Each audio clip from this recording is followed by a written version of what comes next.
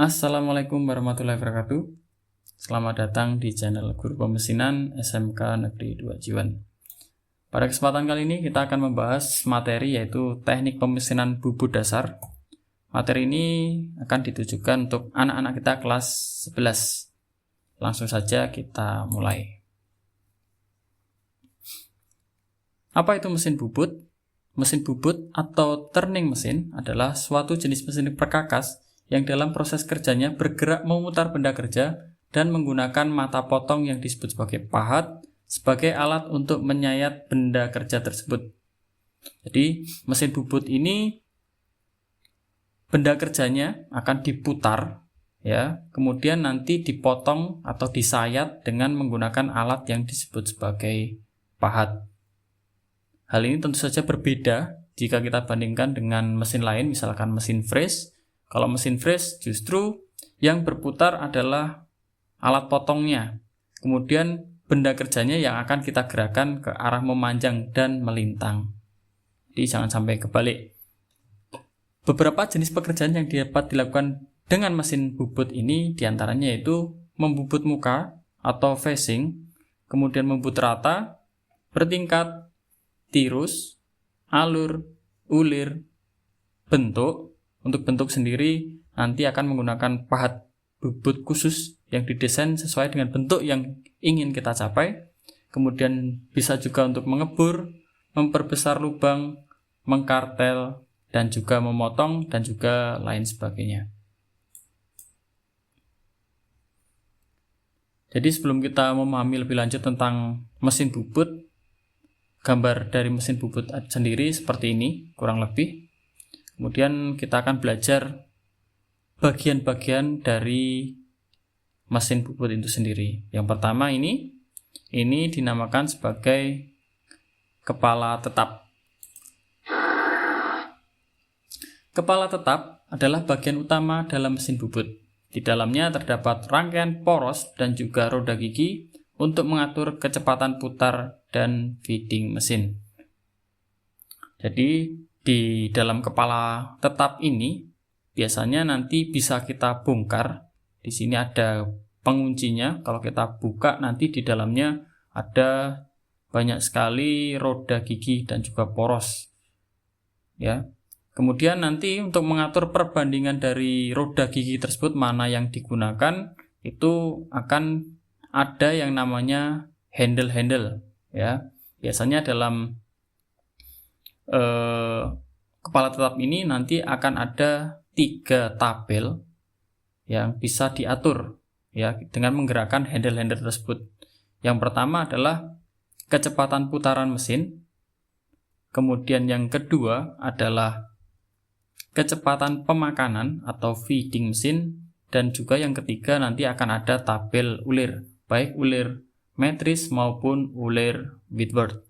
Selain itu, kepala tetap juga sebagai rumah spindle. Spindle sendiri adalah bagian yang memutarkan cak. Jadi, pada intinya, kepala tetap ini adalah berfungsi untuk mengatur atau mengontrol kecepatan putar dari yang sebelumnya dari motor, kemudian akan diteruskan ke cak tadi, diatur salah satunya kecepatan putarannya dengan menggunakan handle-handle ini. Selanjutnya, ini dinamakan sebagai cekam atau cak.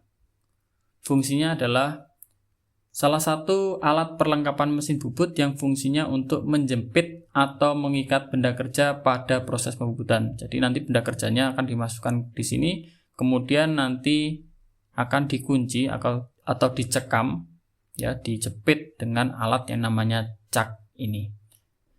Cak sendiri ada berbagai macam, cuman yang paling banyak digunakan di SMK itu biasanya cak rahang 3 dan juga rahang 4. Rahang 4 itu yang seperti ini, ada 4 rahangnya. Kalau rahang 3 ada 3 rahangnya. Selanjutnya, bagian ini dinamakan sebagai eretan.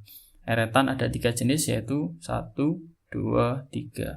Eretan ini fungsinya adalah untuk mengatur jalannya pemakanan pada proses pembubutan.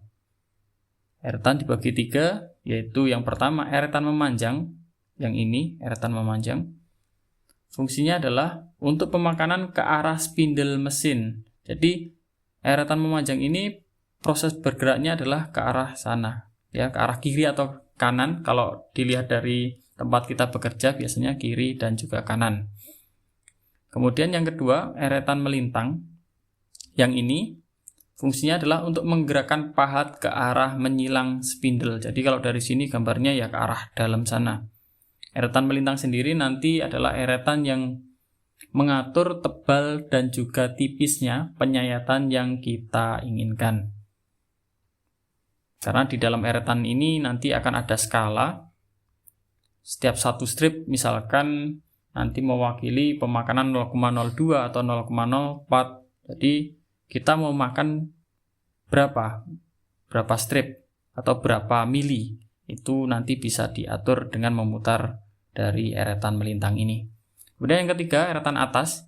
Yang ini, eretan atas, berfungsi untuk menggerakkan pahat ke arah yang dikehendaki, sekaligus sebagai dudukan rumah pahat atau tool post. Jadi eretan atas ini bisa diputar, ya, bisa diputar ke arah yang dikehendaki, ya, dan biasanya eretan atas ini akan kita gunakan ketika kita akan melakukan yang namanya pembubutan tirus. Selain itu, eretan atas juga sebagai dudukan rumah pahat itu ini. Jadi dia eretan atas ini sebagai dudukan dari rumah pahat.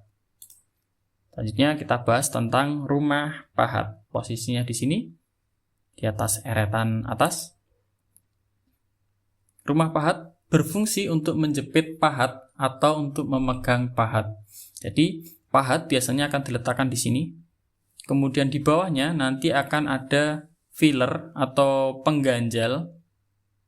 Yang tinggi dari pengganjal tersebut akan disesuaikan dengan kebutuhan. Sehingga nanti ujung dari pahat yang kita pasang itu bisa setinggi senter, ya. Jadi setelah kita pahat kita pasang, filler kita pasang, kemudian kita kencangkan di sini. Di sini kita bisa memasang maksimal 4 buah pahat, tapi nanti tentu saja sesuai kebutuhan. Selanjutnya, di sini dinamakan sebagai kepala lepas. Kepala lepas adalah bagian yang berfungsi untuk menempatkan center bore dan juga mata bore dan juga untuk mendukung kinerja kepala tetap. Jadi kepala lepas ini biasanya di bagian sini akan dipasang center bore. Kemudian bisa juga ketika kita ingin mengebur, kita pasang center drill, ya, ada bagian namanya center drill, kemudian dipasang mata bore. Jadi nanti proses kerjanya kita tinggal memutar handle yang ada di sini. Selanjutnya, di sini ada 2 buah poros, yang satunya berulir, yang satunya tidak. Poros berulir dan tidak ini dinamakan dengan transportir bagi yang berulir segi 4 ini, dan juga poros pembawa, itu untuk batang yang berada di bawah ini. Transportir sendiri berfungsi untuk mengontrol pergerakan alat potong dengan ketelitian tinggi, contohnya pada pembuatan ulir. Sedangkan poros pembawa berfungsi untuk mendukung jalannya eretan dalam proses pemakanan secara otomatis. Jadi 2 buah poros ini akan bekerja ketika eretan ini kita gunakan secara otomatis. Jadi ketika kita menggunakan otomatis, misalkan eretan memanjang, dia akan berputar untuk poros pembawanya. Jadi kalau kita sudah setting, ya, kita handle untuk eretan memanjang atau melintang, kita setting agar dia bergerak sendiri atau otomatis, sedangkan pada poros pembawanya belum berputar, biasanya dia pasti tidak akan bergerak otomatis. Jadi nanti biasanya handle-nya yang kita setting tersebut belum benar-benar tepat pada posisi yang ditentukan. Jadi harus kita cek lagi. Sedangkan untuk transportir ini akan bisa berputar ketika kita proses penguliran. Ya, sama kasusnya kalau kita sudah setting penguliran, handle-handle sudah kita setting, tapi ternyata ketika mengulir justru tidak seperti mengulir, tapi justru membubut lurus. Nah, itu kita lihat di sini berputar nggak transportirnya. Kalau transportirnya tidak berputar, berarti handle-handlenya tidak tepat pada tempat yang seharusnya. Selanjutnya kita akan membahas bagian yang ini, namanya meja mesin atau bed. Fungsinya adalah sebagai struktur utama mesin bubut yang mendukung semua komponen lainnya. Salah satunya contohnya ketika kita membubut kemudian akan menghasilkan tatal ya, atau sisa-sisa dari pembubutan tersebut biasanya akan jatuh di bed atau meja mesin ini. Kemudian selain itu juga biasanya ketika kita membubut kita menggunakan cairan pendingin atau coolant. Nanti coolantnya akan jatuh di sini di bed ini, tertampung turun ke sini ataupun ke sini ya. Di sini biasanya akan ada semacam reservoir atau bak penampungan coolant atau cairan pendingin yang kemudian nanti akan disaring kemudian dipompa lagi ke atas. Jadi semacam sirkulasi untuk proses pendinginan pada mesin bubut. Ya, setelah kita memahami bagian-bagian utama dari mesin bubut tadi, selanjutnya kita akan membahas tentang persiapan. Persiapan yang akan kita lakukan sebelum kita melakukan proses pembubutan. 1. Persiapan alat meliputi kunci cak, kunci baut, tulpos, pahat, jangka sorong, mal ulir, majun, kacamata. Ya, diantaranya yang saya sebutkan tadi. Kunci cak itu yang ini, sedangkan kunci baut tulpos yang ini. Jadi hampir sama, tapi berbeda pada ujungnya. Kalau kunci cak itu ujungnya menonjol, sedangkan kunci tulpos dia ada lubangnya, yang mana ini menyesuaikan dengan baut pada tulpos. Ya. Kemudian pahat, ya ada macam-macam pahat sendiri. Kemudian jangka sorong. Kemudian ini adalah mal ulir. Kalau majun itu adalah gampangannya majun itu kain seperti itu ya. Kemudian kacamata untuk safety. Yang kedua, untuk benda kerja yang memiliki ukuran tidak terlalu panjang disarankan dicekam sepertiga rahang cekam. Jadi untuk benda kerja ini yang tidak terlalu panjang biasanya kita cekam sepertiganya. Kenapa harus sepertiganya? Karena jika kita mencekamnya terlalu pendek biasanya nanti cenderung oleng, atau nanti kalau oleng biasanya nanti akan merusak dari benda kerja yang kita cekam, atau nanti hasil pembubutannya tidak akan sesuai dengan yang kita inginkan. Sedangkan untuk benda yang kerja yang panjang kita harus menggunakan center bore atau steady rest. Center bore ini tadi yang kita pasang pada kepala lepas. Jadi kepala lepas kita majukan, kita taruh di sini untuk menopang dari ujung yang satunya. Satunya kita cekam, satunya kita tompang dengan menggunakan center bore yang terpasang pada kepala lepas. Selain itu juga bisa menggunakan steady rest. Apa itu steady rest? Steady rest adalah salah satu alat bantu pada proses pembuatan benda yang panjang. Untuk bentuk dari steady rest sendiri bisa teman-teman cari di Google, ketik saja steady rest. Nomor 3, pemasangan pahat bubut ketinggiannya harus sama dengan pusat center.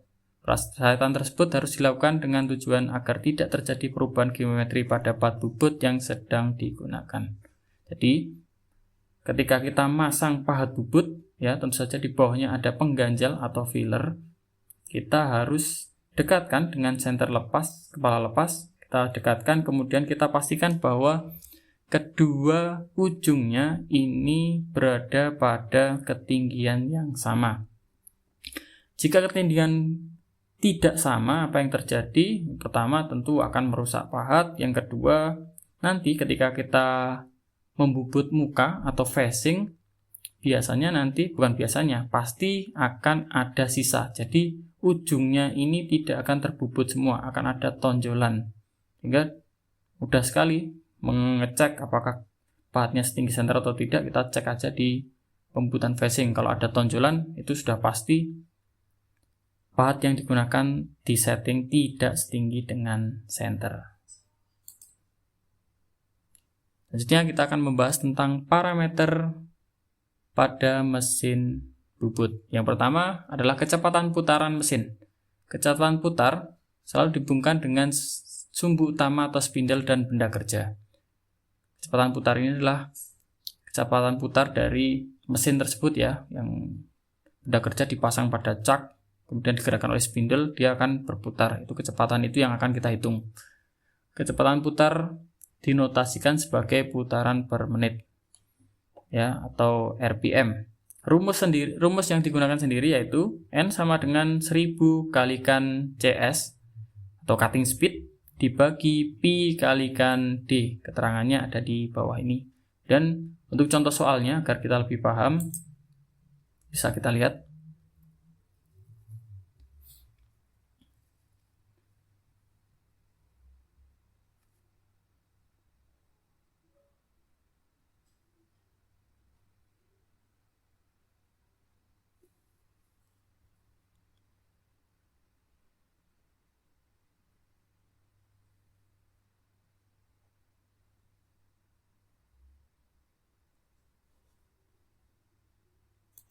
Ya, sebuah baja lunak berdiameter 60 mm akan dibubut dengan kecepatan potong atau cutting speed 25 meter per menit.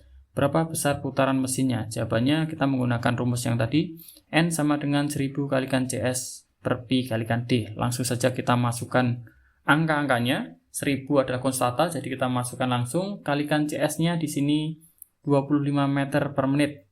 Ya, kemudian dibagi Pi 3,14 atau menggunakan 22/7 juga boleh. Kemudian dikalikan dari diameter bahan, yaitu di sini soalnya adalah 60 mm, sehingga akan ketemu 132,696 RPM. Biasanya terus kemudian kita sederhanakan menjadi putaran mesinnya adalah 133 RPM. Yang perlu teman-teman perhatikan di sini adalah dari satuan yang digunakan. Di sini sudah 60 mm, jadi nanti kalau di soal itu tulisannya 60 cm atau meter, menggunakan meter harus diubah menjadi satuan mm terlebih dahulu. Ya, kemudian kalau sudah kita hitung, kemudian kita menemukan angka dari perhitungan tersebut berapa, biasanya ketika kita setting di mesin, tentu tidak selalu ada. Jadi ukuran 133 ini biasanya tidak ada. Terus apa yang harus kita lakukan adalah dengan mencari putaran mesin terdekat yang disediakan oleh mesin. Misalkan di mesin ada 120, kemudian 240, yang paling dekat dari 133 ini kan 120. Jadi kita setting 120 RPM. Parameter yang kedua yaitu kecepatan pemakanan. Besarnya kecepatan pemakanan atau F besar ditentukan oleh seberapa besar bergesernya pahat bubut F kecil dalam satuan milimeter per putaran dikalikan seberapa besar putaran mesinnya N dalam satuan putaran. Rumusnya adalah F besar sama dengan F kecil kalikan N. Keterangannya bisa dilihat di bawahnya.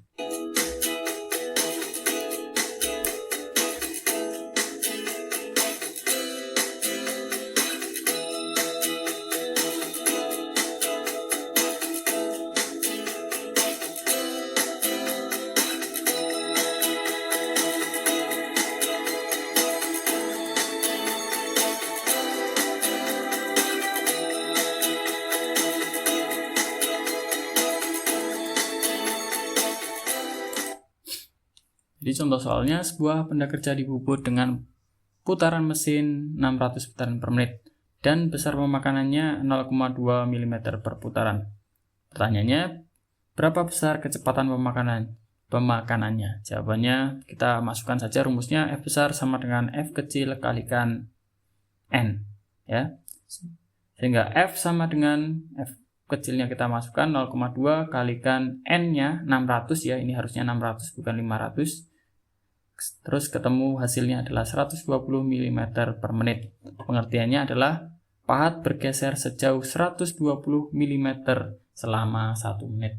Jadi kegunaan dari kecepatan pemakanan ini biasanya semakin kecil kecepatan pemakanannya, maka pahat akan bergeser semakin lambat ya. Jadi itu ketika putaran otomatis. Dan biasanya hasilnya akan semakin halus dari pembubutan yang kita laksanakan. Ya, untuk kali ini cukup sekian. Selanjutnya kita nanti akan membahas tentang macam-macam pembubutan. Dari pembubutan muka, kemudian bertingkat, alur, ulir, tirus, dan lain sebagainya. Saya akhiri. Wassalamualaikum warahmatullahi wabarakatuh.